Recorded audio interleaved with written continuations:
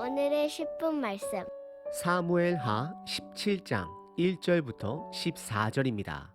전장 16장에서는 3명의 주요 인물들이 등장했습니다. 그들은 각각 자기의 상황만에 집중하며 각자의 이득을 위해 대처하는 자들이었습니다. 첫 번째 사람은 시바입니다. 그는 본인의 이득을 위해 주인 무비보셋을 모함한 자가 됩니다. 두 번째 인물은 시므이입니다. 그는 사울 지파의 사람으로 매우 정치적인 사람입니다. 그래서 그는 다윗을 무조건적으로 미워합니다. 그리고 마지막 세 번째 인물은 아히도벨로, 그는 뛰어난 전략가로 최선을 다해 압살롬을 돕고 있습니다. 하지만 그는 하나님이 선택한 왕, 언약을 맺은 왕은 압살롬이 아닌 다윗임을 보지 못하는 자가 됩니다. 저와 여러분들은 어떠하신가요? 우리들의 각자의 바쁜 삶 속에 하나님의 나라를, 그분의 주권을 보실 수 있으신가요? 우리는 하나님의 일하심을, 계획하심을 볼 수 있어야 합니다. 간구해야 합니다. 그리고 그분의 일에 함께 동참해야 합니다. 오늘 본문 17장은 동일한 질문을 던지고 있습니다. 어떤 사건 속에서도 하나님의 주권을 볼 수 있으십니까? 라고 묻고 있습니다. 오늘 본문에는 주요 두 사람이 등장합니다. 그리고 두 사람 사이에는 긴장감이 있습니다.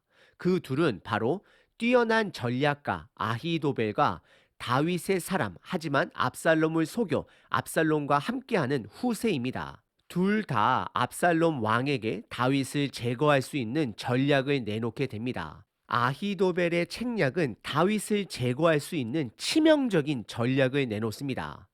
하지만 후세는 압살롬의 허영심을 자극하여 압살롬으로 하여금 아히도벨의 전략이 아닌 그의 전략을 선택하도록 만듭니다. 그로 인해 다윗은 그의 위기를 모면합니다. 오늘 본문은 어찌 보면 후세의 공로처럼 느껴집니다.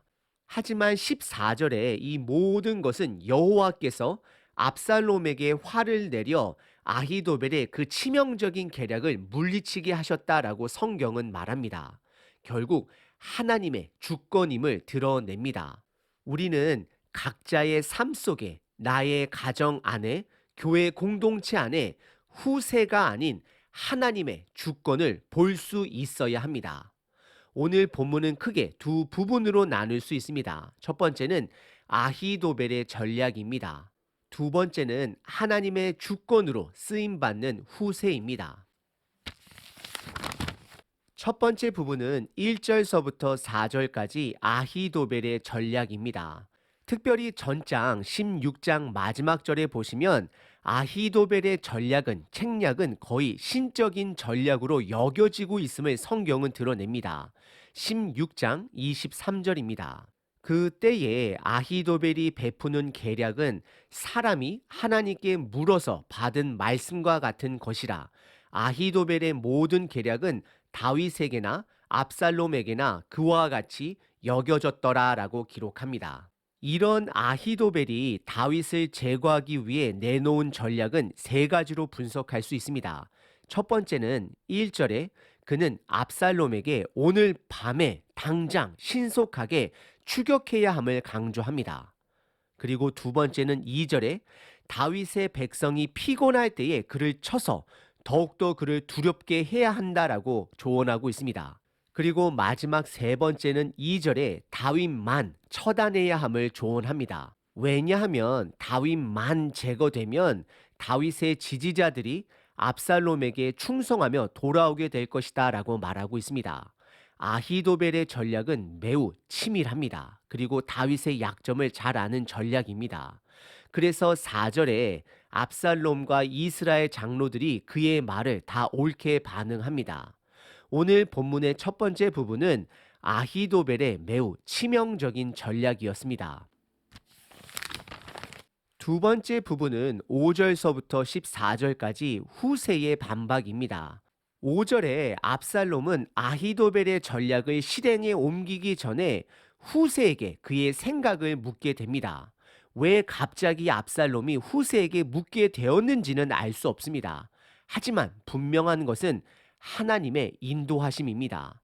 압살롬이 후세에게 그의 생각을 물었을 때는 아마도 동의를 기대했을 것입니다. 하지만 후세는 다윗이 심은 다윗의 사람입니다. 그래서 7절에 후세는 아히도벨의 전략이 좋지 않다라고 단호하게 말을 합니다. 이것은 많은 사람들을 당황시켰을 것입니다. 왜냐하면 만인이 인정하는 아히도벨의 전략에 반기를 든 것입니다. 하지만 후세는 압살롬의 오만을 자극하며 그의 전략을 나누게 됩니다. 8절에 다윗이 용사인 것은 압살롬도 안다라고 말을 시작합니다. 그래서 다윗은 백성들과 함께하지 않기 때문에 9절에 어느 동굴에 숨어 있기 때문에 다윗을 찾아 제거하는 것은 어렵다라고 말을 합니다.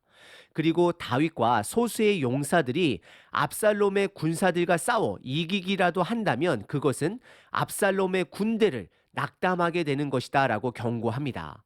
그리고 11절에 본격적으로 후세는 본인의 전략을 설명합니다. 후세의 전략은 모든 것이 압살롬을 중심으로 세운 전략입니다. 매혹적입니다.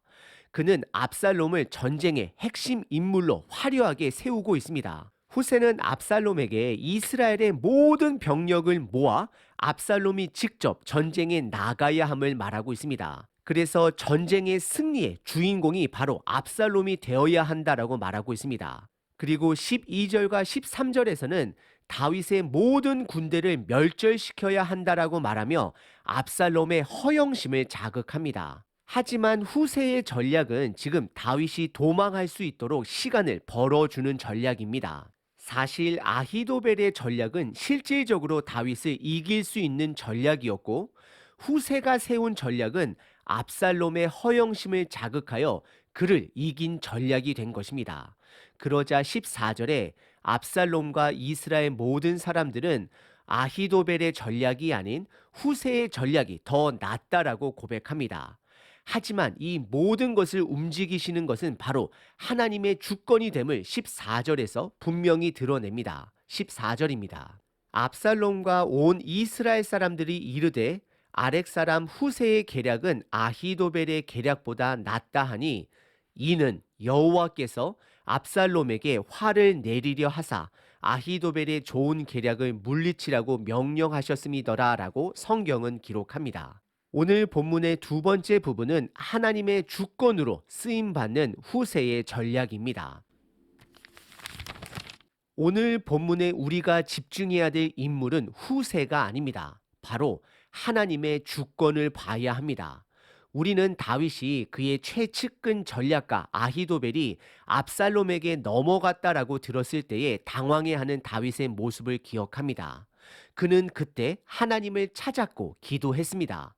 바로 오늘 본문이 그 기도에 하나님께서 일하고 계심을 확인하는 본문이 됩니다. 하나님은 압살롬이 아히도벨의 책략을 듣고 거기서 멈추지 않고 후세에게 물어보도록 하게 하십니다.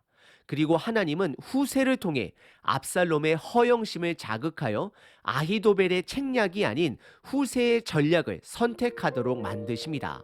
그래서 다윗이 도망할 수 있는 시간을 벌도록 만드십니다. 아히도벨의 전략은 속전속결로 다윗만을 제거하는 것이었습니다. 매우 치명적인 전략입니다. 하지만 하나님의 주권은 그의 전략을 어둡게 하였습니다. 왜냐하면 다윗은 하나님이 선택한 왕이기 때문입니다. 하나님과 언약을 맺은 자가 되기 때문입니다.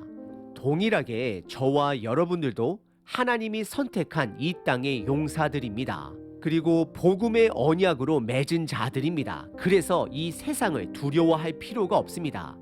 그리고 사람이 아닌 하나님의 주권을 볼 수 있어야 하고 신뢰해야 합니다.